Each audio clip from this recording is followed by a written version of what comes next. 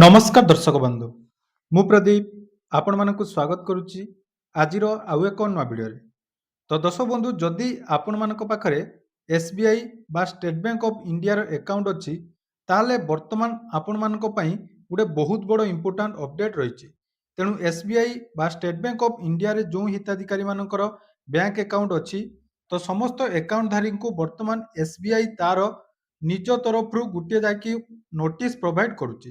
ଯେଉଁଥିରେ ତାର ଯେଉଁ କଷ୍ଟମରମାନଙ୍କୁ ରହିଛି କଷ୍ଟମରମାନଙ୍କର KYC ରିଲେଟେଡ୍ ଯେଉଁମାନେ ଦୀର୍ଘ ଦିନ ଧରି SBIରେ ନିଜର KYC କମ୍ପ୍ଲିଟ୍ କରିନାହାନ୍ତି ତାହେଲେ ମାର୍ଚ୍ଚ 31 ତାରିଖ ପୂର୍ବରୁ ସେମାନଙ୍କ ପାଖକୁ ଯାହାକି ଗୋଟେ ନୋଟିସ୍ ପୋଷ୍ଟାଲ ମାଧ୍ୟମରେ ପଠାଯାଉଛି। ତ ଏମିତି ଏକ ନୋଟିସ୍ ବର୍ତ୍ତମାନ ଯାହାକି ଆମ ପାଖକୁ ମଧ୍ୟ ଆସିଛି।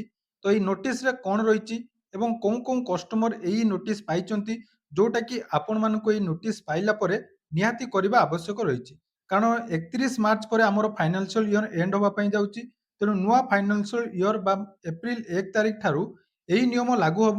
ତେଣୁ ଯଦି ଆପଣମାନଙ୍କ ପାଖରେ SBI ବା ଷ୍ଟେଟ୍ ବ୍ୟାଙ୍କ ଅଫ୍ ଇଣ୍ଡିଆର ଆକାଉଣ୍ଟ ଅଛି ତାହେଲେ ଭିଡ଼ିଓକୁ ଜମାରୁ ସ୍କିପ୍ ନ କରି ପ୍ରଥମରୁ ଶେଷ ପର୍ଯ୍ୟନ୍ତ ଦେଖିବେ। କାରଣ ବର୍ତ୍ତମାନ ଯେଉଁ ନୋଟିସ୍‌ଟି ଆସିଛି ଏଇଟା ସମସ୍ତ ହିତାଧିକାରୀଙ୍କ ପାଇଁ ଗୋଟେ ଇମ୍ପୋର୍ଟାଣ୍ଟ ରହିଛି ଯୋଉଟାକି KYC ରିଲେଟେଡ୍। ତେଣୁ ଆଗକୁ ଆପଣମାନଙ୍କ ବ୍ୟାଙ୍କରେ ବିଭିନ୍ନ ପ୍ରକାର ଟ୍ରାଞ୍ଜାକ୍ସନ୍ ଯେକୌଣସି ସ୍କିମ୍‌ର ପଇସା ପାଇବା ପାଇଁ ହେଲେ ତାର KYC ଆପଣମାନଙ୍କୁ କରିବା ନିହାତି ଦରକାର। ତେଣୁ କ'ଣ ନୋଟିସ୍ ଆସିଛି ସେଇ ନୋଟିସ୍‌ରେ ଆପଣମାନେ କ'ଣ କ'ଣ ଦେଖିବା ପାଇଁ ପାଇବେ ତା ସହିତ ଆପଣମାନଙ୍କର ଯଦି ନୋଟିସ୍ ବର୍ତ୍ତମାନ ଆସିଛି ତାହେଲେ ଆପଣମାନେ କେମିତି ନିଜର KYC ମୋବାଇଲରେ କରିପାରିବେ ବା ଆପଣମାନେ ବ୍ୟାଙ୍କ ଭିଜିଟ୍ କରିବେ ସବୁ କିଛି ଡିଟେଲ୍ସ ଆଜିର ଏହି ଭିଡ଼ିଓରେ ଜାଣିପାରିବେ। ତା ପୂର୍ବରୁ ଯଦି ଚ୍ୟାନେଲକୁ ପ୍ରଥମ ଥର ଭିଜିଟ୍ କରୁଛନ୍ତି ଭିଡ଼ିଓକୁ ଲାଇକ୍ କରିବେ, ଚ୍ୟାନେଲକୁ ସବସ୍କ୍ରାଇବ କରିବା ସହିତ ପାଖରେ ଥିବା ବେଲ୍ ଆଇକନକୁ କ୍ଲିକ୍ କରି ଅଲ୍‌ରେ ସେଟ୍ କରିଦେବେ। ତ ଦେଖନ୍ତୁ ଆପଣମାନଙ୍କର ଯେଉଁ KYC ରହିଛି ବା ନୋ ୟୋର କଷ୍ଟମର ତେଣୁ ବ୍ୟାଙ୍କରେ ଯେଉଁ ସବୁ ଖାତାଗୁଡ଼ିକ ବର୍ତ୍ତମାନ ଅଛି ବା ଯେଉଁମାନଙ୍କ ବ୍ୟାଙ୍କରେ ଆକାଉଣ୍ଟ ଅଛି ତ ବ୍ୟାଙ୍କ କ'ଣ କରେ ନା ପ୍ରତ୍ୟେକ ଆର୍ଥିକ ବର୍ଷରେ 2ରୁ 3 ବର୍ଷ ହେଲା ଯଦି ଆପଣମାନଙ୍କର KYC କମ୍ପ୍ଲିଟ୍ ହେଇନାହିଁ ବା ଟ୍ରାଞ୍ଜାକ୍ସନ୍ ଆପଣମାନଙ୍କର ହଉନାହିଁ ତ ଏସବୁ କ୍ଷେତ୍ରରେ ଆପଣମାନଙ୍କର ଯୋଉଟାକି KYC ଅପଡେଟ୍ କରିବା ପାଇଁ ମେସେଜ ଆସିଥାଏ। ବର୍ତ୍ତମାନ କିନ୍ତୁ SBI ତାର କଷ୍ଟମରମାନଙ୍କ ପାଖକୁ ଯାହାକି ନୋଟିସ୍ ମଧ୍ୟ ପ୍ରୋଭାଇଡ୍ କରୁଛି। ତ ଦେଖନ୍ତୁ ଯଦି ଆପଣମାନଙ୍କୁ ନୋଟିସ୍ ଆସିଛି ତାହେଲେ ଆପଣମାନେ କ'ଣ କରିବେ ଏବଂ କୋଉ ପ୍ରକାର ନୋଟିସ୍ ଆସୁଛି ତା ମଧ୍ୟ ଦେଖନ୍ତୁ। ତ ଦେଖିପାରୁଥିବେ ଏମିତି ଦେଖନ୍ତୁ ଆମର ପୋଷ୍ଟାଲରେ ଆପଣମାନଙ୍କର ଯଦି SBIର ଆକାଉଣ୍ଟ ଅଛି ତାହେଲେ ଏମିତି ଗୋଟିଏ ଯାହାକି ଆପଣମାନଙ୍କୁ ନୋଟିସ୍ ଆସୁଛି। ତ ଏଇ ନୋଟିସ୍ ଯେତେବେଳେ ଆପଣମାନେ ଓପନ୍ କରୁଛନ୍ତି ଦେଖନ୍ତୁ ଏମିତି କିଛି ଡିଟେଲ୍ସ ରହୁଛି। ତ ସବୁ କିଛି ଡିଟେଲ୍ସ ମୁଁ ଆପଣମାନଙ୍କୁ କହୁଛି। ଦେଖନ୍ତୁ ଯେଉଁ ନୋଟିସ୍‌ଟି ବର୍ତ୍ତମାନ ଆସିଛି ପ୍ରାୟ ମ୍ୟାକ୍ସିମମ୍ ଆମର ଆକାଉଣ୍ଟଧାରୀଙ୍କ ପାଖକୁ ଏଇ ନୋଟିସ୍‌ଟି ଆସୁଛି। ଯେଉଁଥିରେ ଆପଣମାନଙ୍କର ମେନ୍ ଦେଖନ୍ତୁ କ'ଣ ରହିଛି ନା नो योर कस्टमर रेगुलेशन अर्थात जो KYC रिलेटेड रेगुलेशन हिसाब रे वर्तमान RBI रेगुलेशन रे जे जो माने KYC बा आपण मानकर KYC कंप्लीट करनांती बैंक रेकर्ड तरफ रु वर्तमान तांकु जाकी periodic updation of KYC details is getting due in your account अर्थात जो रूल रही बैंक रे आपण मानकु KYC करिवारटा बा आपण माने जदी KYC से रूल अनुसार करिनांती ताले एमिति आपणमानकर नोटिस आସୁଛି ଏବଂ କୁହାଯାଉଛି ଦେଖନ୍ତୁ ଆପଣମାନଙ୍କର ବ୍ରାଞ୍ଚକୁ 30 ଦିନ ଭିତରେ ଏଇ ଲେଟର ପାଇବାର 30 ଦିନ ଭିତରେ ଆପଣମାନେ ଯେକୌଣସି ଗୋଟେ ଅଫିସିଆଲ ଡକୁମେଣ୍ଟ ଯେମିତିକି ଆଧାର କାର୍ଡ ହଉ, ପାସପୋର୍ଟ ହଉ, ଡ୍ରାଇଭିଂ ଲାଇସେନ୍ସ, ଭୋଟର ଆଇଡି ବା NRGS କାର୍ଡ ଯୋଉଟାକି ଆପଣମାନଙ୍କର ଜବ୍ କାର୍ଡ ଏଇ ସବୁ କାର୍ଡ ଯଦି ଆପଣମାନଙ୍କ ପାଖରେ ଅଛି ତାହେଲେ ତାର ଗୋଟିଏ ସଫ୍ଟ କପି ଆପଣମାନଙ୍କର ଜେରକ୍ସ କପି ନେଇ ଆପଣମାନେ ବ୍ୟାଙ୍କରେ ସାମିଲ କରନ୍ତୁ। ତା ସହିତ ଯଦି ଆପଣମାନଙ୍କ ପାଖରେ ପାନ୍ କାର୍ଡ ଅଛି ପାନ୍ କାର୍ଡ ଏବଂ ପାସପୋର୍ଟ ସାଇଜର ଗୋଟେ ଫଟୋଗ୍ରାଫ ନେଇ ଆପଣମାନେ ନିଜ ନିଜର KYC କମ୍ପ୍ଲିଟ୍ କରନ୍ତୁ। ଏଇଟା ଗଲା ଆପଣମାନଙ୍କ ପାଇଁ ଏଇ ନୋଟିସ୍‌ର ମୋଷ୍ଟ ଇମ୍ପୋର୍ଟାଣ୍ଟ ଏବଂ ଦେଖନ୍ତୁ ଏଇ ଯେଉଁ ନୋଟିସ୍‌ଟି ବର୍ତ୍ତମାନ ଆସିଛି KYC ପାଇଁ KYC ଆପଣମାନେ ଚାହିଁଲେ ଯୋଉଟାକି ଡିଜିଟାଲ ମୋଡ୍‌ରେ ମଧ୍ୟ କରିପାରିବେ। ଡିଜିଟାଲ ମୋଡ୍‌ରେ KYC କଲେ ଆପଣମାନଙ୍କୁ ଆଉ ଯାହାକି ବ୍ୟାଙ୍କକୁ ଭିଜିଟ୍ କରିବା ପାଇଁ ପଡ଼ିବ ନାହିଁ। ତେଣୁ ଏଠି ମଧ୍ୟ କ୍ଲିୟରଲି ଦେଖନ୍ତୁ ଲେଖାଯାଇଛି ଯେଉଁମାନେ ଡିଜିଟାଲ KYC ବର୍ତ୍ତମାନ କରିବେ ଯଦି ଆପଣମାନେ SBIର ଇନୋ ବା INB ନେଟ୍ ବ୍ୟାଙ୍କିଂ ୟୁଜ୍ କରୁଛନ୍ତି ତାହେଲେ ସେଥିରେ ମଧ୍ୟ ଲଗ୍ଇନ୍ କରି ଆପଣମାନଙ୍କର ଯୋଉଟାକି KYC ଅପଡେଟ୍ କରିପାରିବେ।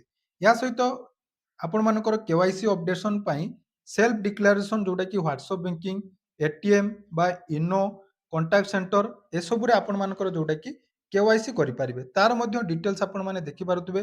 ହ୍ୱାଟ୍ସଆପ୍ ବ୍ୟାଙ୍କିଂରେ ମଧ୍ୟ ଆପଣମାନଙ୍କର KYC ହେଇପାରିବ। SBI ATMରେ ମଧ୍ୟ KYC ହେଇପାରିବ। ତା ସହିତରେ INBରେ ହେଇପାରିବ। ଆପଣମାନଙ୍କର ୟେନୋ ବ୍ୟାଙ୍କରେ ମଧ୍ୟ ହେଇପାରିବ। ତା ସହିତ କଲ୍ ସେଣ୍ଟର ଯୋଉଟାକି ରହିଛି ଟୋଲ୍ ଫ୍ରି ନମ୍ବରରେ ମଧ୍ୟ ଆପଣମାନେ କରିପାରିବେ। ତେଣୁ ଯଦି ଆପଣମାନେ କେୱାଇସି ପାଇଁ ଆପଣମାନଙ୍କର ନୋଟିସ୍ ଆସୁଛି, ତାହେଲେ ବର୍ତ୍ତମାନ ଆପଣମାନଙ୍କର କେୱାଇସି କରିବା ମୋଷ୍ଟ ଇମ୍ପୋର୍ଟାଣ୍ଟ ଏବଂ ଯେଉଁମାନେ କେୱାଇସି କରିବେ ସେମାନେ ଏହିସବୁ ଡକୁମେଣ୍ଟ ନେଇ ଆପଣମାନେ ବ୍ୟାଙ୍କକୁ ମଧ୍ୟ ଭିଜିଟ୍ କରି ନିଜର କେୱାଇସି କମ୍ପ୍ଲିଟ୍ କରିପାରିବେ। ଯେଉଁଥିରେ ଆପଣମାନଙ୍କର ଗୋଟେ ଆଇଡେଣ୍ଟିଟି ପ୍ରୁଫ୍ ଆଧାର କାର୍ଡ଼ ବା ପାନ୍ କାର୍ଡ଼ ନେଇପାରିବେ। ତା ସହିତ ଗୋଟେ ପାସପୋର୍ଟ ସାଇଜ୍‌ର ଫଟୋଗ୍ରାଫ ନେଇ ଗୋଟେ ଫର୍ମ ଆପଣମାନଙ୍କର କେୱାଇସି ଫର୍ମ ରହିଛି। ସେଇ ଫର୍ମକୁ ଫିଲ୍ଅପ୍ କରି ନିଜର କେୱାଇସି ବର୍ତ୍ତମାନ ଏସ୍‌ବିଆଇରେ କରେଇ ନିଅନ୍ତୁ।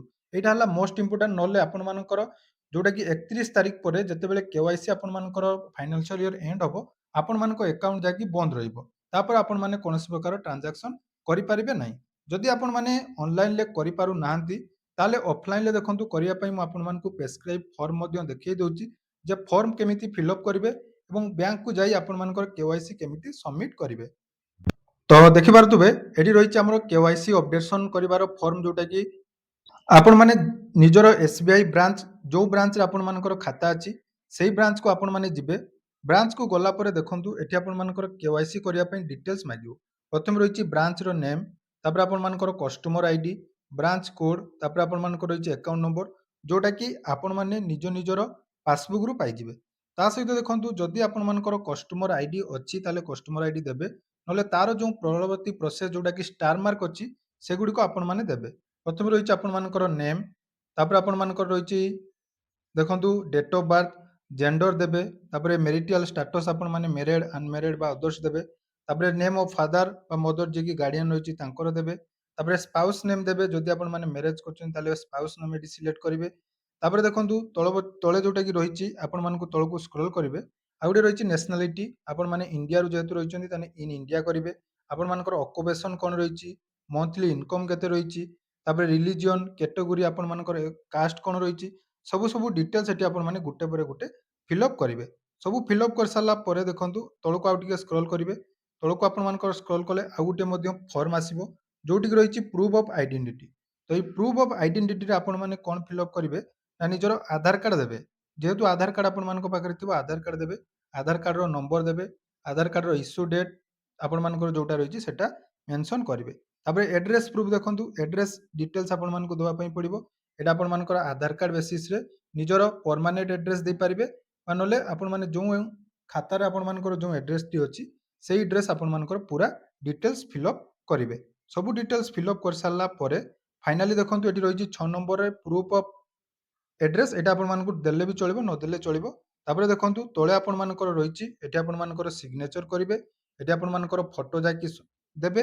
ଫଟୋ ଦେଇସାରିଲା ପରେ ଆପଣମାନଙ୍କର ଡେଟ୍ କେତେ ତାରିଖରେ ଆପଣମାନଙ୍କର ଯୋଉଟାକି କେୱାଇସି ଦଉଛନ୍ତି ସବୁ ଡିଟେଲ୍ସ ଆପଣମାନେ ଫିଲ୍ଅପ୍ କରି ଏହି ଫର୍ମଟି ଯାଇକି ଆପଣମାନଙ୍କ ବ୍ୟାଙ୍କରେ ସବମିଟ୍ କରିବେ। ଯାହାଦ୍ୱାରା କି ଆପଣମାନଙ୍କର କେୱାଇସି କମ୍ପ୍ଲିଟ୍ ହେଇପାରିବ। ତେଣୁ ଏଇଟା ଗୋଟେ ମୋଷ୍ଟ ଇମ୍ପୋର୍ଟାଣ୍ଟ ଯାହାକି ଆପଣମାନଙ୍କ ପାଇଁ ରହିଛି।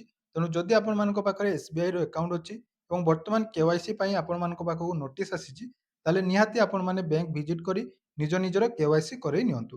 ଏବଂ ଯଦି ଅନଲାଇନରେ କେୱାଇସି କରିବା ପାଇଁ ଚାହୁଁଛନ୍ତି କମେଣ୍ଟ କରନ୍ତୁ। ଏହାର ପରବର୍ତ୍ତୀ ଭିଡ଼ିଓରେ କେମିତି ଆପଣମାନେ ନିଜ ମୋବାଇଲରେ ଏସ୍‌ବିଆଇର ଅନଲାଇନ କେୱାଇସି କରିପାରିବେ ସେ ବିଷୟରେ ଆଉ ଗୋଟେ ଡିଟେଲ୍ସ ଏବଂ ଡେଡିକେଟେଡ୍ ଭିଡ଼ିଓ ନେଇ ଆସିବି।